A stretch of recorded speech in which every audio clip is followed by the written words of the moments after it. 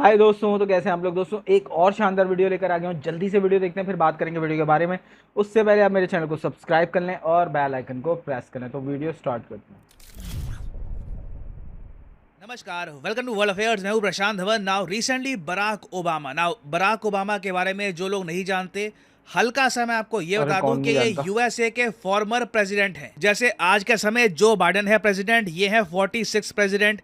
इनसे पहले थे डोनाल्ड ट्रंप 45th प्रेसिडेंट। और उनसे पहले 2009 से लेकर 2017 तक यूएसए के प्रेसिडेंट थे बराक ओबामा। तो रिसेंटली बराक ओबामा का एक इंटरव्यू लिया जा रहा था सीएनएन द्वारा यूएसए में, और उसमें ऑफ कोर्स इंडिया का मेंशन होना ही था क्योंकि पीएम मोदी आज के समय यूएसए में है।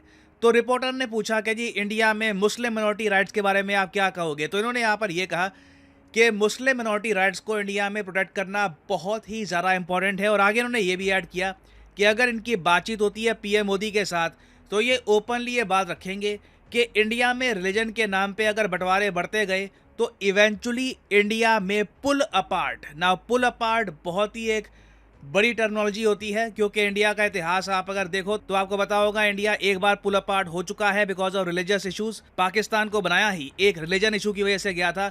तो बराक ओबामा का ये कहना कि जी रिलीजियस इशू की वजह से इंडिया पुल अपार्ट कर सकता है, ये एक बड़ी स्टेटमेंट है। और इसलिए इंडिया में कई लोगों ने इस स्टेटमेंट पे रिएक्शन दिया। ना मैं चाहता हूं जो ये छोटी सी क्लिप है एक बार ये आप देख लें।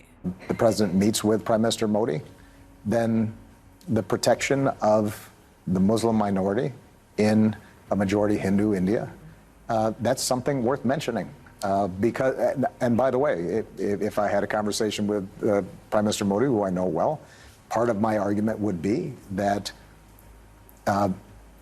if you do not protect the rights of ethnic minorities in India, then there is a strong possibility India at some point starts pulling apart. And we've seen what happens when you start getting those kinds of large internal conflicts. So that would be contrary to the interests not just of Muslim India, but also Hindu India. So I think it's important to be able to talk about these things honestly.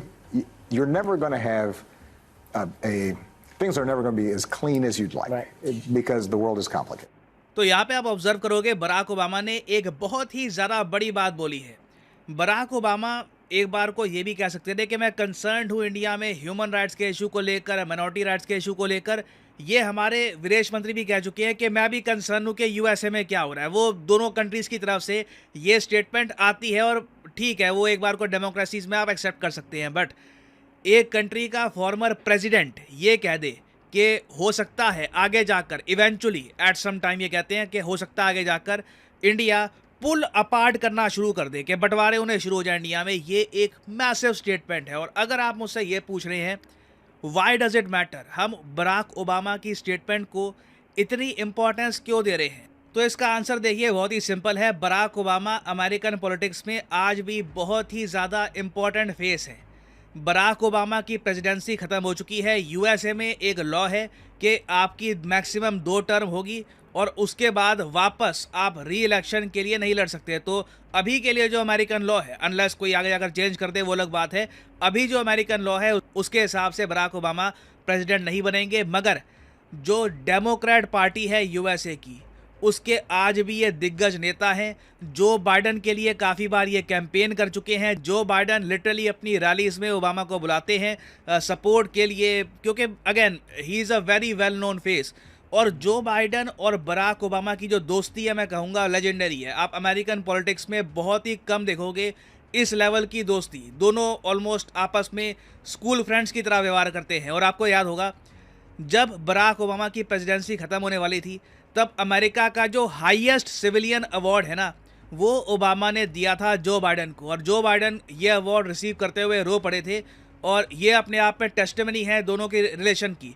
आज भी आप देखो Barack Obama हर दूसरे तीसरे साल में एक बार white house जाते हैं, जो बाइडन से मिलते हैं, दोनों की बातचीत होती है। तो इनका एक प्रभाव है आज भी मॉडर्न डे प्रेसिडेंट पे, क्योंकि जब ये प्रेसिडेंट थे यूएसए के तो जो बाइडन इनके अंडर एक वाइस प्रेसिडेंट थे। तो आप कह लीजिए बाइडन की वहाँ पर भी एक रिस्पेक्ट है ओबामा के प्रति। तो ओबामा जो ये कहते हैं, स्पेशली जब ये इतनी बड़ी एक ऑलमोस्ट आप कह लीजिए प्रिडिक्शन कर देते हैं, तो उसका देखिए इम्पैक्ट तो फील होगा और लोग उस पर रिएक्ट करेंगे। और इसलिए आप देख रहे हैं दुनिया भर में इस पर रिएक्शन भी आ रहे हैं। मगर कहीं ना कहीं देखिए, बराक ओबामा की प्रेसिडेंसी को आप एनालाइज करोगे ना, और उसके बाद इनकी आप स्टेटमेंट्स देखोगे, तो एक तालमेल आपको मिलेगा नहीं, क्योंकि बराक ओबामा पे आरोप ये लगता है कि इनकी प्रेसिडेंसी में सबसे ज़्यादा बॉम्ब्स यूएसए ने गिराए हैं मुस्लिम कंट्रीज़ पर। यहाँ पे आप देख पाओगे, लिटरली इस पर मैप्स पब्लिश होते हैं आज भी।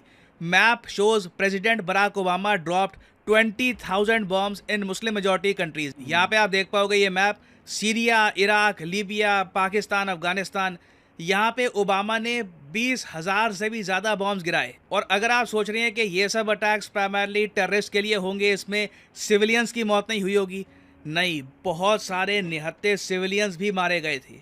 आज भी आप देखो, रिपोर्ट्स पब्लिश होती है कि अगर बराक ओबामा रोज़ एक सिविलियन की डेथ के लिए माफ़ी मांगे कि मैं माफ़ी मांगना चाहता हूँ, सॉरी कि मेरी वजह से एक निहत्था इंसान मारा गया एक मुस्लिम एरिया में, एक मुस्लिम मेजॉरिटी कंट्री में, तो बराक ओबामा को 3 साल से भी ऊपर लग जाएंगे, क्योंकि इतने सारे सिविलियंस इनके टेन्योर में मारे गए थे। और उसके अलावा आप अगर बराक ओबामा की पॉलिसी देखो इंडिया के बारे में, जब ये प्रेसिडेंट थे तो इंडिया के बारे में ये क्या सोचते थे, तो मैं आपको ये बता दूं, इंडिया को सबसे कम इंपॉर्टेंस दी थी बराक ओबामा ने। इंडिया ने अपनी तरफ से पूरी कोशिश करी कि इनके साथ दोस्ती बने। हमने इन्हें अपने रिपब्लिक डे में as a special guest invite किया। पीएम मोदी ने काफ़ी बार कोशिश करी कि ये इंडिया की इंपॉर्टेंस समझे, मगर इन दी एंड देखिए, बार बार ना ये सवाल अमेरिका के पत्रकार, इवन इंडिया के पत्रकार पूछते थे, does Obama care about India? क्योंकि इन्होंने देखो, पहली बात तो अपने टेन्योर में जो क्वाड का एक ग्रुप था, इसको ऑलमोस्ट बंद कर दिया था। ये आपको याद होगा, जो क्वाड समिट है, इसको रीस्टार्ट डोनाल्ड ट्रंप ने किया था। ओबामा को कभी लगा नहीं कि इंडिया इतना इंपॉर्टेंट है कि उसके साथ एक क्वाड का ग्रुप हमें बनाना चाहिए। उसके अलावा ओबामा का देखिए एक बड़ा आइडिया ये भी था कि एक G2 ग्रुप बनाते हैं। जी हाँ, एक G2, G7 अलग होता है, G20 अलग होता है। ओबामा ने सोचा G2 बनाऊंगा मैं। G2 में कौन होगा? सिर्फ 2 देश, यूएसए और चाइना। ओबामा का जेन्युइनली ये बिलीव था कि G2 कॉन्सेप्ट के अंडर यूएसए और चाइना मिलकर पूरी दुनिया पे राज कर सकते हैं। एशिया के आसपास का एरिया चाइना का हो गया, बाकी दुनिया यूएसए की हो गई। आराम से दोनों कंट्रीज रूल करेंगे। ये बहुत ही बड़ा पॉलिसी फेलियर साबित हुआ, क्योंकि इवेंचुअली चाइना सिर्फ एशिया तक खुद को सीमित नहीं करना चाहता था, वो लोग यूरोप, इवन अटलांटिक ओशन, वहाँ तक फैलना चाहते थे। और अगर आपको लग रहा है कि जो G2 कॉन्सेप्ट है ये तो कुछ आर्टिकल्स में पब्लिश हुआ है, नहीं, इस पर एक प्रॉपर विकिपीडिया पेज आपको मिलेगा। द ग्रुप ऑफ 2 ओबामा का एक, आप कह लीजिए, रेडिकल आइडिया था जो कभी भी सक्सेसफुल हुआ नहीं। तो देखिए, यहाँ पे हमको कुछ बातें देखनी होगी। इंडिया को लेकर कभी भी ना इनके मन में ज़रा कॉन्फिडेंस था नहीं, और जो आदमी इंडिया को लेकर इतना सीरियस होगा नहीं, उसको बिलीफ नहीं होगा इंडिया की स्ट्रेंथ पर, तो वो एक बार को कह सकता है कि रिलीजियस इश्यूज़ की वजह से इंडिया माइट पुल अपार्ट। देखिए, ये अगेन बड़ी स्टेटमेंट है, और मुझे लगता नहीं है कि इंडिया में कोई भी सिटीज़न इस स्टेटमेंट से एग्री करेगा, क्योंकि as a country we are still very strong, हमारे इंस्टीट्यूशंस काफ़ी स्ट्रॉन्ग हैं, और जो भी डिफरेंसेस, जो भी इश्यूज़ हैं, इस यूनाइटेड इंडिया में ही रहकर हम डिस्कस करते आए हैं और करते रहेंगे। तो फाइनली यहाँ पे मैं आपसे पूछना चाहूँगा आपका ओपिनियन, बराक ओबामा की स्टेटमेंट को लेकर आप क्या सोचते हैं? आपका क्या ओपिनियन है? लिखिएगा इसके बारे में कमेंट सेक्शन में। अगर आपकी कमेंट बहुत ज़्यादा थॉटफुल हुई, काफ़ी अच्छे उसमें पॉइंट्स हुए, मैं कोशिश करूंगा कि उसको कमेंट सेक्शन में पिन भी कर दूं। और फाइनली यहाँ पर मैं ये भी ऐड कर दूं कि आप किसी भी एग्जाम की तैयारी कर रहे हैं, चाहे एसएससी। तो दोस्तों, ये वीडियो थी वर्ल्ड अफेयर की, और हमेशा बहुत अच्छी वीडियोस बनाते हैं। और Barack Obama wants that India could pull apart issues of Muslim minority. तो ये कुछ इश्यूज चल रहे हैं इंडिया के अंदर, और इसके ऊपर डिस्कशन हो रही है। पर अमेरिका इस बात के ऊपर क्यों इतना ज़्यादा हाईलाइटेड कर रहा है? इसकी वजह ये कि इंडिया जो है वो रशिया की तरफ कुछ ज़्यादा झुक रहा है, और जब रशिया की तरफ आप ज़्यादा झुकोगे तो इसका मतलब आप जो ना वो अमेरिका के अपोजिट हो। तो ये गेम चलती है, और इन्होंने, अमेरिका वालों ने इसी गेम को पकड़ा हुआ है।